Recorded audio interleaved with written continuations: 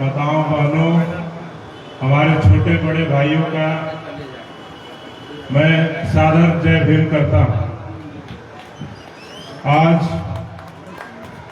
सुपौल के कोरियापट्टी में आयोजित ज्ञान विज्ञान मेला में आए हुए सभी आगंतुकों का सम्मानित मंच पे उपस्थित तमाम समाज सेवियों का और लगातार समाज सुधार के काम करने वाले, जातिवाद, मनुवाद, ब्राह्मणवाद के खिलाफ मजबूती से बिगुल फूंकने वाले तमाम लोगों का मैं शुक्रगुजार हूं कि आप सब ने इस कार्यक्रम में अपना समय दिया और यहाँ आकर के कार्यक्रम में यहाँ के लोगों को ज्ञान और विज्ञान के बारे में बताने का काम किया। मैं सबका शुक्रगुजार करता हूँ। स्पेशल थैंक यू मैं करूंगा अरुण कुमार गुप्ता सर का कि वो 80 साल के अवस्था में भी जो जैसा कि वो बता रहे थे कि पिछले 55 वर्षों से वो इस मिशन मूवमेंट को आगे बढ़ाने के लिए, इस अंधविश्वास पाखंडवाद को खत्म करने के लिए लगातार आवाज उठाते रहते हैं सोशल मीडिया के माध्यम से, मंचों में, कार्यक्रमों में। तो मैं उनका भी शुक्रगुजार हूं कि उन्होंने बहुत शानदार अपना समय दे करके यहाँ पे अपनी बातें रखी और हम सब के दिमागों को खोलने का काम किया। और मुझे लगता है कि इस देश में अरुण गुप्ता सर जैसे 1000 लोग हो जाए तो हमें लगता है कि जो बैकवर्ड समाज है, दलित, पिछड़ा, आदिवासी समाज, उस समाज में जागृति आ जाएगी और हम सब लोग जातिवाद, पाखंडवाद और मनुवाद और ब्राह्मणवाद के जो चंगुल में फंसा हुआ समाज है वो निश्चित तौर पे बाहर निकल जाएगा और हम सब उस दिन से शिक्षा की बातें करने लगेंगे, चिकित्सा की बातें करने लगेंगे और हम सब लोग अपने समाज का, देश का, परिवार का विकास के बारे में सोचने लगेंगे और इन तमाम जो धर्म, जाति पाति जो चीजें हैं उससे बाहर निकल करके अपना सर्वांगीण विकास करने लगेंगे। तो अरुण गुप्ता सर चले गए हैं, लेकिन मैं चाहूंगा कि बार जोरदार ताली उनके लिए आप सब लोग बजा दीजिए। अरुण गुप्ता सर काफी, हम भी जब कभी कभी मैं उनको अक्सर सुनता हूँ, जब भी मुझे समय मिलता है। उनके पोते उनके साथ आए हुए, तो उनका यूट्यूब चैनल है अर्जक टीवी ऑफिशियल करके है, आप सबको भी उनको सुनना चाहिए। जो तर्क को देते हैं, मुझे लगता है कि बिहार में बहुत कम लोग होंगे कि जो तर्क को रखते हैं और अपने तार्किक शब्दों से हम सबके दिमाग को खोलने का काम करते हैं। तो उनको सुन करके हम सबको सीखना चाहिए। बहुत सारी बातें हुई, कई लोग यहाँ पे हमसे पहले वक्ता के तौर पे आए और अपनी बातें रखे पाखंडवाद, जातिवाद, ज्ञान विज्ञान के विषयों पे। हम भी चूंकि सामाजिक कार्यकर्ता के साथ साथ हम लोग राजनीतिक कार्यकर्ता भी हैं, तो हम भी वही बातें करेंगे यहाँ पे कि ज्ञान और विज्ञान की बात है। हम सब इंसान हैं, मानव हैं, ये हम सबको पता है। लेकिन मानव से पहले हम लोग क्या थे? आदि मानव थे। आदि मानव थे कि नहीं थे? किताब में पढ़े हैं ना, होमो सेपियंस कहा जाता था।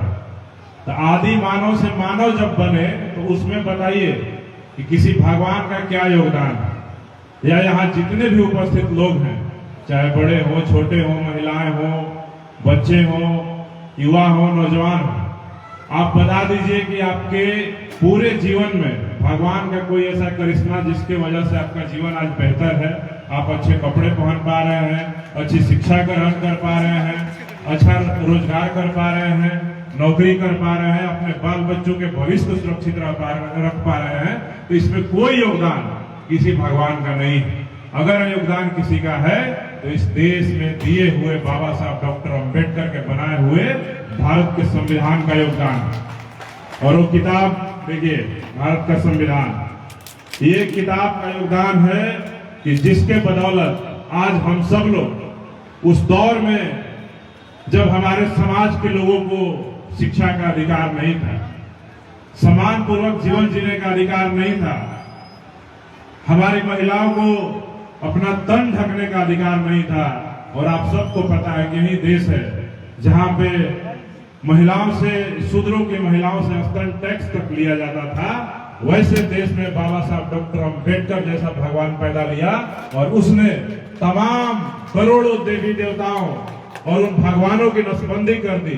जो लोग अब तक इस देश के कर्ता धर्ता हुआ करते थे और इंसानों के जीवन को बदलने के दावे और वादे कर करके हमारे समाज के लोगों को ब्राह्मणों के द्वारा ठगने का काम किया जाता था, तो वैसे बाबा साहब डॉक्टर अम्बेडकर जो महान भगवान के समान है, अगर वो बाबा साहब डॉक्टर अम्बेडकर नहीं आए होते इस दुनिया में, इस भारत में, तो मुझे लगता है कि आज भी हम सब लोग जो अच्छे कपड़े पहन पा रहे हैं, साफ पानी पी पा रहे हैं, अपने बच्चों को शिक्षा दिलवा पा रहे हैं और कहीं भी मुखरता से अपनी आवाज बुलंद कर पा रहे हैं, ये अधिकार हम सबको नहीं मिलता।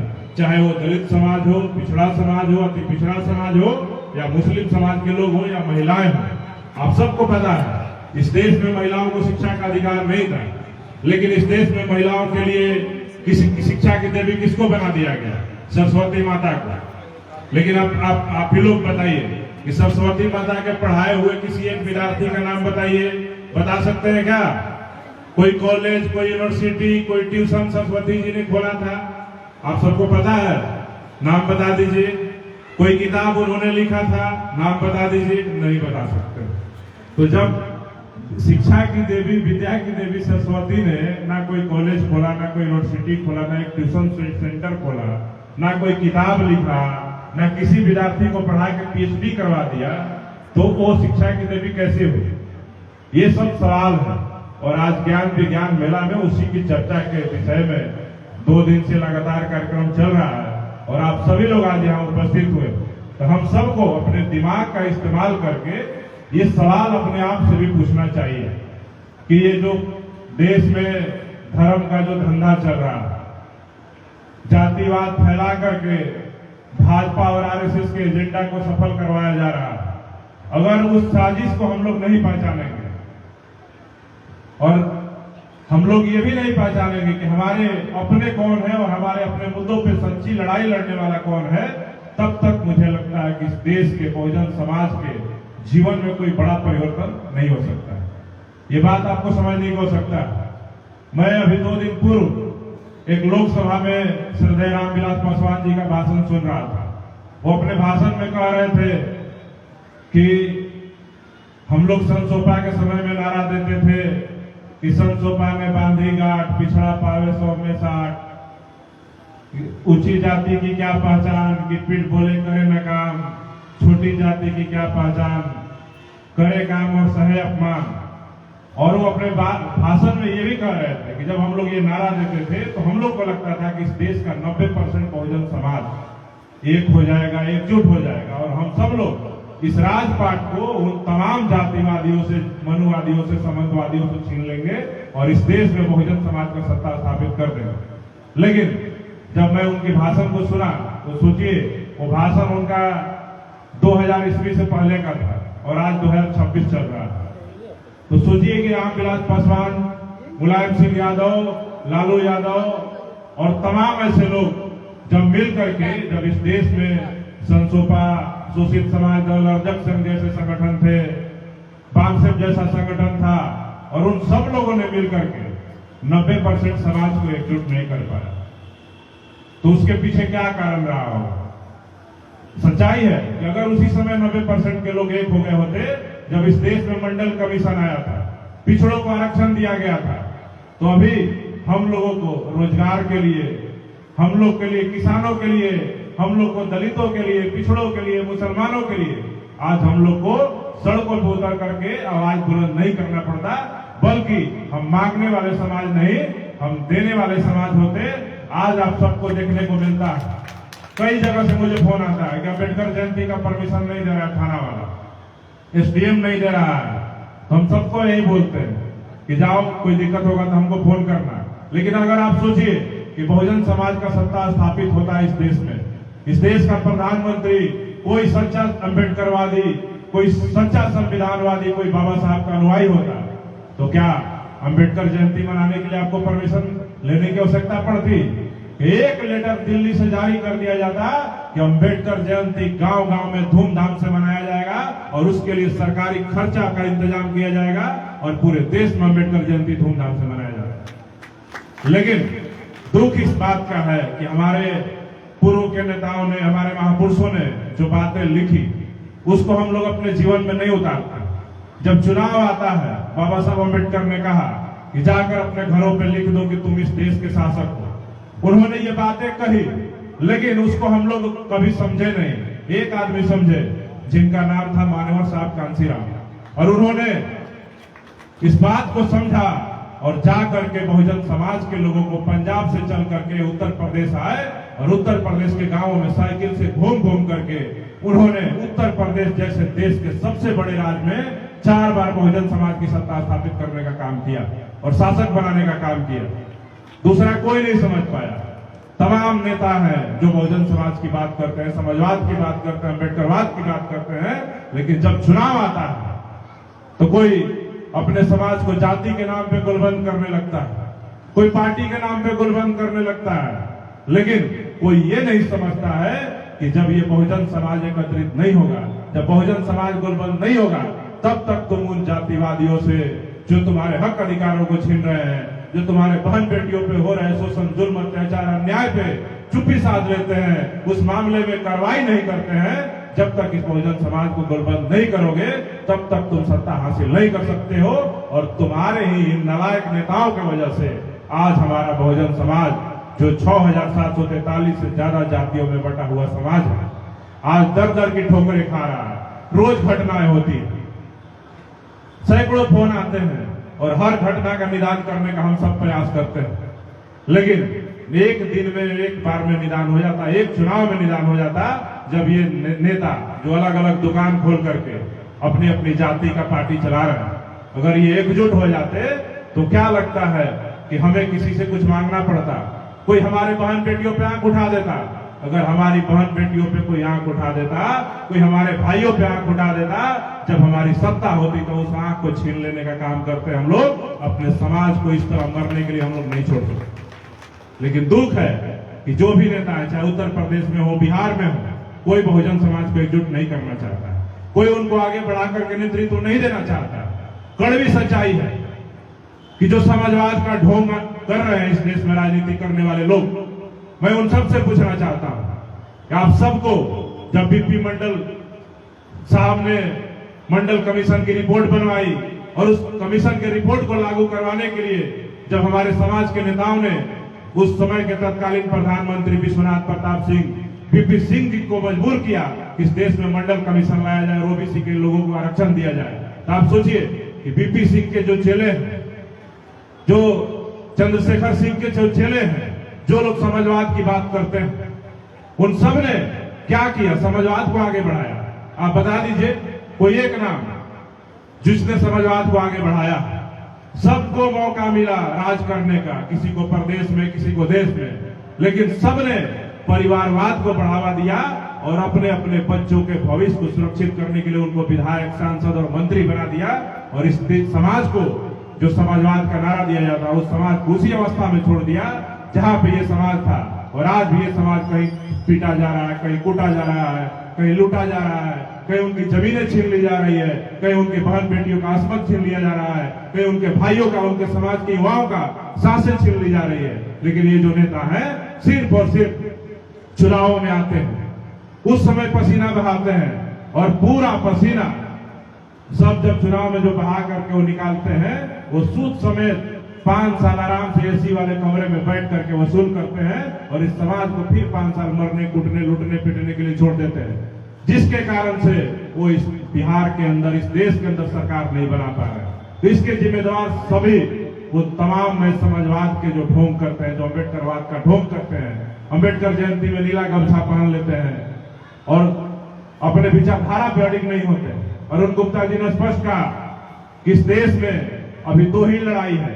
एक लड़ाई है जय श्री राम की, जो अपनी विचारधारा को लेकर मजबूती से, कट्टरता के साथ कायम है और अपने विचारधारा को लागू कराने के लिए दिन रात प्रयास कर रहा है, गांव गांव में मीटिंग कर रहा है, जुलूस निकाल रहा है, जयंती मना रहा है, रामनवमी मना रहा है। और दूसरी विचारधारा है अम्बेडकरवाद की विचारधारा, जो जय भीम बाबा साहब डॉक्टर अम्बेडकर, ज्योतिबा फूले, मानवर साहब, कांसीराम, पेरियार साहब और ललई सिंह यादव का जो विचारधारा है, उस विचारधारा का एक लड़ाई है। तो हम सबको सोचना होगा कि हमारी लड़ाई कितनी मजबूत है और जिससे हमारी लड़ाई है उनकी कितनी मजबूत लड़ाई है। और जब तक हम लोग अब ये बात नहीं सोचेंगे, इस देश में जो सपना है कि 90% लोग शासक बनेंगे, वो सपना सपना ही रह जाएगा। तमाम बातें, मुझे यहाँ आने में 6 घंटा लगा है पटना से। सुबह 7 बजे निकला था, यहाँ 2 बजे पहुंचे। फिर मुझे लौटना है, कल भी कार्यक्रम है और लगातार कार्यक्रम है। लेकिन हम यही कहेंगे अपने समाज के नौजवानों को, अपने बड़ों को, बुजुर्गों को, महिलाओं को, बहनों को, कि आप सब लोग तार्किक बनिए, किसी का अंधभक्त मत बनिए। आंख मूंद करके किसी भी बात पे भरोसा नहीं करना। आप अपने से देख लीजिए कि अगर आपके जीवन में जरा सा भी परिवर्तन हुआ, वो ज्ञान और विज्ञान की बदौलत है, न कि किसी भगवान की बदौलत है। और जब तक ये बात आप नहीं समझेंगे, तब तक आप अपने जीवन का परिवर्तन नहीं कर सकते, अपने समाज का परिवर्तन नहीं कर सकते, अपने परिवार का परिवर्तन नहीं कर सकते। आप सोचिए कि कोई भी काम ऐसा भगवान ने किया। आप कपड़ा पहनते हैं, बताइए किस भगवान ने आपको दिया? आपको पैदा आपके माँ बाप ने किया। अच्छी शिक्षा, पढ़ने लिखने का अधिकार, बोलने का अधिकार आपके घर परिवार के लोगों ने दिया। संविधान ने आपको ताकत दिया कि आप कोई भी बात रख सकते हैं, आपको स्वतंत्रता दिया, आजादी दिया अभिव्यक्ति की। ये सब आपके जीवन में है। जब आप मरेंगे तब भी आपके शरीर पे जो कपड़ा चढ़ाया जाएगा, वो कपड़ा किसी भगवान ने नहीं बनाया, वो भी किसी कपड़ा के फैक्ट्री में, कहीं मिल में जो बना होगा, वही कपड़ा आपके शरीर पे लाद दिया जाएगा और वही उसी से अंतिम संस्कार हो जाएगा। तो आप सोचिए कि जब आपके जीवन से लेकर मृत्यु तक भगवान का कोई योगदान नहीं है, तो आप क्यों किसके पीछे पड़े रहते हैं? आप यहाँ पे तो उदाहरण है, मेरे हाथ में माइक है, बताइए किसी भगवान ने बनाया? शंकर भगवान ने बनाया, दुर्गा जी ने बनाया, कृष्णा जी ने बनाया, कि कौन भगवान बनाया? कि सती माई की काली माई बनाई? ये बात आपको समझ नहीं हो सकता। मेरे शरीर पे कपड़े कहां से बना? आपके शरीर पे कपड़े हैं, कहां से बना? ये माइक वैज्ञानिकों ने बनाया, साइंटिस्टों ने बनाया, खोज किया। क्या भारत में बना? भारत में तो सिर्फ बाबा बनते, यहाँ पे कोई, यहाँ पे संविधान का और विज्ञान का बात ही नहीं होता। यहाँ पे सिर्फ धर्म का बात होता है और नेशनल मीडिया के जो लोग हैं, उनके द्वारा ही धर्म का प्रचार किया जाता है, बबाव का प्रचार किया जाता है। लेकिन कभी भी विज्ञान का बात उनके द्वारा नहीं किया जाता है कि इस देश में अच्छे अच्छे साइंटिस्ट होने चाहिए, अच्छे अच्छे यूनिवर्सिटी कॉलेज खुलने चाहिए, देश में बड़े बड़े अस्पताल खुलने चाहिए, जिसके कारण इस देश की जनता त्रस्त है। तो इसलिए हम यही कहेंगे कि अपने समाज के लोगों को कि आप सब बाबा साहब डॉक्टर अम्बेडकर ने जो रास्ता बनाया कि शिक्षित बनिए, संगठित रहिए, संघर्ष करिए और स्वाभिमानी बनिए। जब तक आप इन रास्तों पे नहीं चलेंगे, तब तक आपके समाज का कोई बहुत बड़ा परिवर्तन नहीं हो सकता है। ये बातें आप सबको दिमाग में गांठ बैठा लेना चाहिए। हमारे समाज के नौजवानों को भी कहेंगे, आप नशा से दूर रहिए, अपने आप को शिक्षा से जोड़िए, तब जाकर के आपके जीवन में परिवर्तन हो सकता है। और ये समाज सिर्फ विचारधारा की